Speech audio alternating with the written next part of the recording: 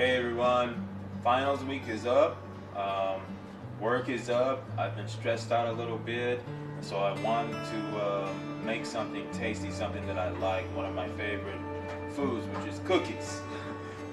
Ice cream and cookies were always my weakness, but now that I'm on keto, I have to find a different way to do it. I have a bunch of nutritious, delicious ingredients lined up. Not hard to do. You just have to get the ingredients together. Make sure dry ingredients, make sure wet ingredients. Stick it in the oven for these cookies go maybe 15 to 20 minutes, and then they come out great. I made a batch before, and they were awesome. So let's get started. Take a look at this. Okay, wow, look at this. Looks like a lot, but we're gonna deal with it. It's not gonna be a difficult recipe. You just have to get to work and do it. Prep time for this, I would say, take the cream cheese out to let it soften. But prep time for this is maybe 10 minutes, maybe 10 minutes. Okay. So what do we have? We're gonna start with some dry ingredients, where we have a quarter cup of shredded coconut. We have half a cup of powdered peanut butter, half a cup of vanilla whey protein. We have half a cup of coconut flour, and we have half a cup of golden flax seed, and we have 2 tablespoons of maca powder. Okay, that's that in there. To taste, what I have right here is a tablespoon of allspice, a tablespoon freshly ground, everything freshly ground, nothing pre-prepared, okay? It just tastes better to me when I've ground it fresh with my herb grinder. Tablespoon of nutmeg, 2 tablespoons of chia, tablespoon of ginger, half a teaspoon of pink Himalayan salt, and about a tablespoon and a half of cinnamon, Ceylon cinnamon, by the way. Right here, I took about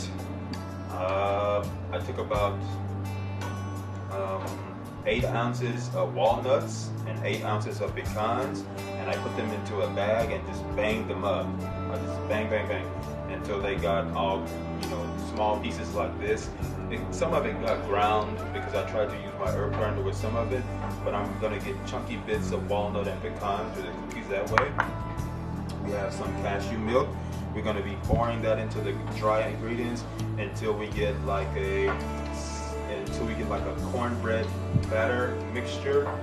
It won't be the typical brownie or cookie mixture because this is keto. They won't flatten out like a cookie, so I have to make them that way before they get in the oven. We have 8 ounces of cream cheese that I've let sit out so it can soften. We have some maple extract, which I will use about maybe a quarter teaspoon of.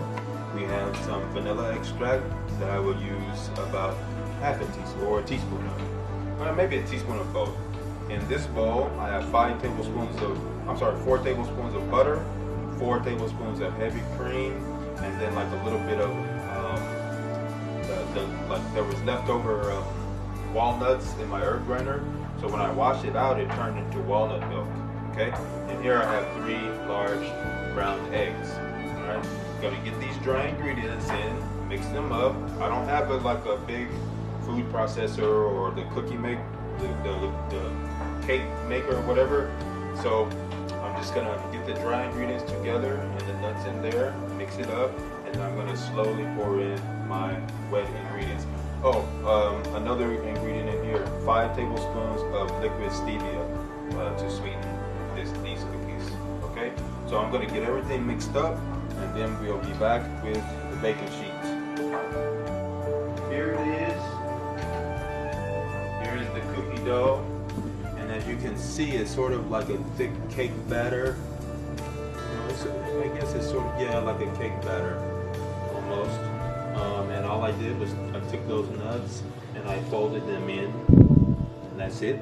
So what I'm gonna do now is I have preheated my oven to 375, and I've lined my baking sheet with some non-stick parchment paper, And I'm just gonna take a scoop of this and go right onto the parchment paper.